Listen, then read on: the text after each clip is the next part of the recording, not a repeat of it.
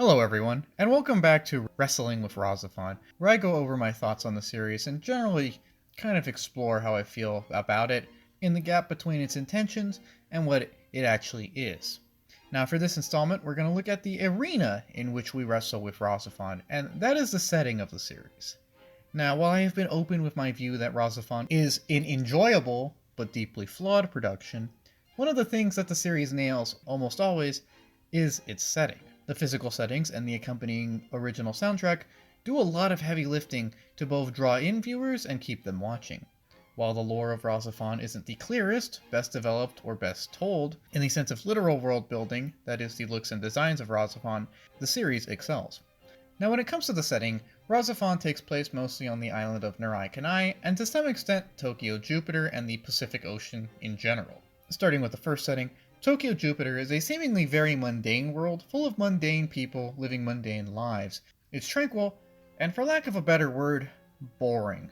This is a strength of the setting, however, as when golems and other unnatural elements do start to arise in Tokyo Jupiter, it makes it much more discomforting as they contrast a mundane world a lot more than a science fiction or fantastical world. When we first see the federal agents bleed blue, we know that something is up, and this sense of something being off or something being wrong only increases as we see more and more odd things spring up in Tokyo Jupiter. Things which normally would not appear in a mundane world scenario and which contradict the seemingly mundane nature of the world here. It lets us know that things are fake and that there's a great mystery and adventure to unwrap.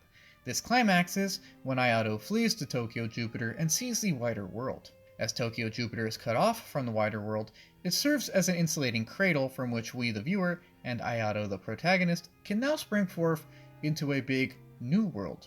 As the story accelerates, the bizarre nature of Tokyo Jupiter is much more obvious, and it's also much more obvious that there is a nefarious plot about. The fact that the golems are now just kind of out in the open and everyone seems not to notice them confirms to us that something really is off here and that things are getting out of hand. Between escaping Tokyo Jupiter and everything going sideways though, we also spend a lot of time on the main setting of the series, and that is the island of Nirai Kanai. Now Nirai Kanai is an excellent setting for this series as it manages to combine several elements prevalent in the series. It's a blend of old and new, and this eases the viewer into accepting how RahXephon as a whole combines elements of both ancient mythology and futuristic science fiction. Nirai Kanai is home to both ancient ruins with mystical powers, and advanced military and research institutions which profoundly push the limits of what's possible with human technology. These two parts of the island coexist though, and thus show a continuity between the myths of the ancient past, like the machinations of the Mew and the name of the island itself, and the advancement of the future, like the research that Terra conducts and the general science fiction elements present. It shows that today is built upon yesterday, and instead of conflicting, they meld together the mysterious elements of RahXephon into a brilliant spectrum of mystical science and advanced mythology. The physical nature of the island shouldn't be overlooked either, as its appearance as a tropical paradise actually serves the show quite well. Not only is it quite pretty to look at, but this also facilitates whatever tone is trying to be projected at whatever moment. The tropical paradise helps some scenes to relax, and it helps some to seem all the more desperate as they fall against the ironic background of a vacation hotspot. Relaxed scenes are naturally assisted by the laid-back nature of the island, while distressing scenes are all the more distressing as they are taking place in an area that, on the surface, should be tranquil. When relaxed, we can appreciate how beautiful and lush the island is. When stressed, we can see how uncanny a lot of the ruins are and just how isolated it is. On the topic of an island paradise, one could even extrapolate how the island is a sort of paradise lost upon gaining some kind of forbidden knowledge. In this case, knowledge of the RahXephon and the Mew's machinations. Although, I feel like that's kind of a stretch here and probably just extrapolation on my part, and not necessarily an intended move on the part of the writers. I feel like that might be reading a little too deep into things. In line with this possible over-extrapolation though, I think it should also be said how the setting's status as an island could be an intentional link to the notion of a primordial sea, which is present in many mythologies. Or it could simply be born from the historical Japanese notion of the quote-unquote southern seas being places of exotic mystery and adventure. Or it could be for other reasons. Regardless on why an island setting was chosen for the series, it works really well, and there are plenty of nice shots to help it shine.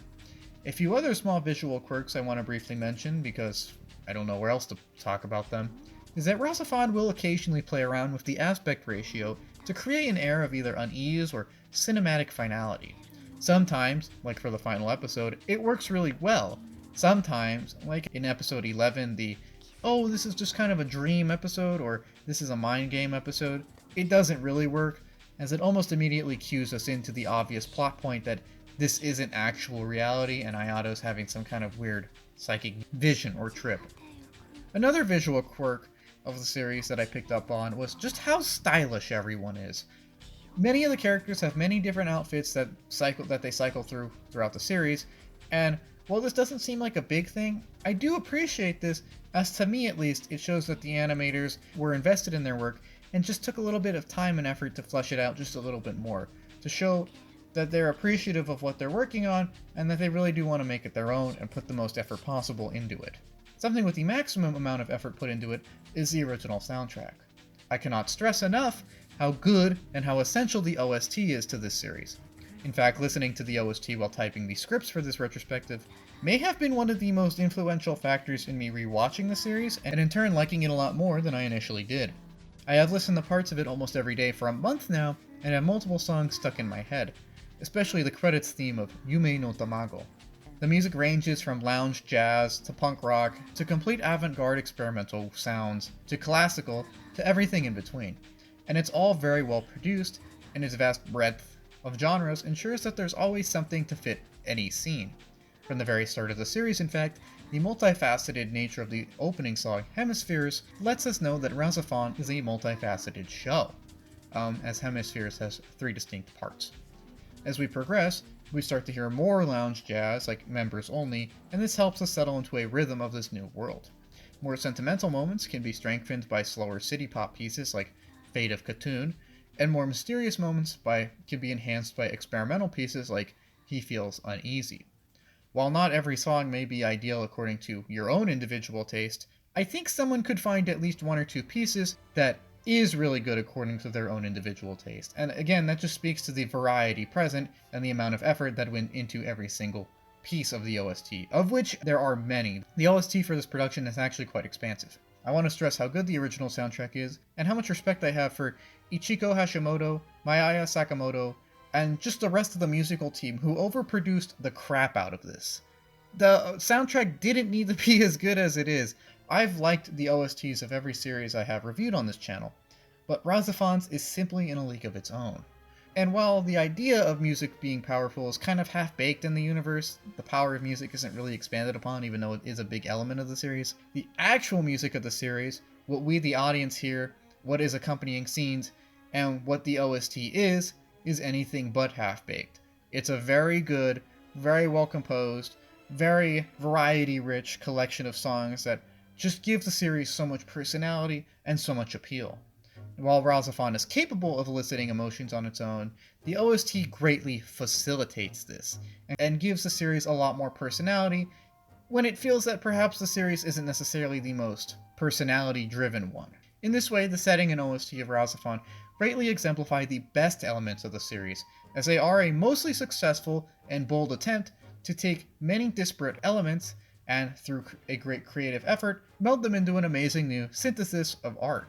And while melding disparate elements doesn't always work in RahXephon, and while it does overextend itself in many places, in the fields of the setting, it definitely does not. It definitely takes its time with just the general visual looks and the original soundtrack, and this pays off in spades, as both of them contribute greatly to the series and help it make it much more memorable, and just generally help it stand on its own 2 feet and be a better production overall. Therefore, even if some of the things we wrestle with in the series aren't necessarily the greatest or may be contentious, the area in which this wrestling takes place is itself pretty dang good.